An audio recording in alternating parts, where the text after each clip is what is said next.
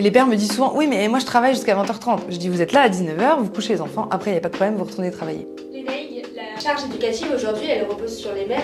Qui sont les pères? Bonjour à tous, je suis Lénaï Stephens, psychologue clinicienne, et aujourd'hui je vais vous parler des pères dans la mission éducative. Effectivement, on peut se poser la question, où sont les pères aujourd'hui? Déjà, ils sont beaucoup plus à la maison que les pères d'avant, ça c'est une certitude. Les pères aujourd'hui font attention à être présents à la maison avec les enfants, etc. Et ça c'est une chose formidable. Mais on remarque aujourd'hui quand même que les pères sont un peu absents du domicile et que c'est sur les mères que repose énormément de charge mentale, et y compris la charge éducative. Ça, c'est pas possible. Moi, j'invite toujours les pères à être présents à 19h à la maison pour être là au dîner. Le dîner qui est un moment très important dans la vie de famille et dans la mise en place de l'ambiance familiale, mais aussi des limites pour reprendre un petit peu tout ce qui s'est passé dans la journée, etc. Et les pères me disent souvent, oui mais moi je travaille jusqu'à 20h30. Je dis, vous êtes là à 19h, vous couchez les enfants, après il n'y a pas de problème, vous retournez travailler. Mais il faut être là tôt pour être présent pour les enfants, mais aussi pour être là avec les mères, qui sont souvent déjà à la maison la plupart du temps. Il faut parler avec les mamans, leur demander comment s'est passée leur journée. Il faut avoir un temps en couple, c'est très important. Et il faut avoir un temps en couple et un temps avec les enfants. Oui, alors effectivement, souvent on se dit c'est les pères qui ont l'autorité et moi ça me gêne parce que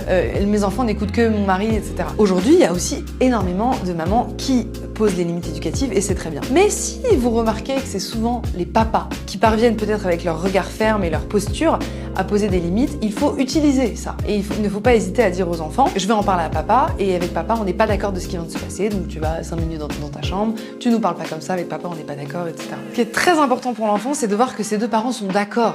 Si ces deux parents ne sont pas d'accord et ne font pas alliance, l'enfant, évidemment, aura beaucoup moins de repères et utilisera un peu les failles de chaque parent dans leur système éducatif. Donc il faut se mettre d'accord en couple sur les règles qu'il y a à respecter, à faire respecter aux enfants, et sur la méthode qu'on va utiliser, sans crier évidemment, en prenant beaucoup de hauteur et en étant d'accord sur, par exemple, le fait qu'on punisse les enfants, qu'on les isole ou qu'on leur demande simplement de se calmer, etc.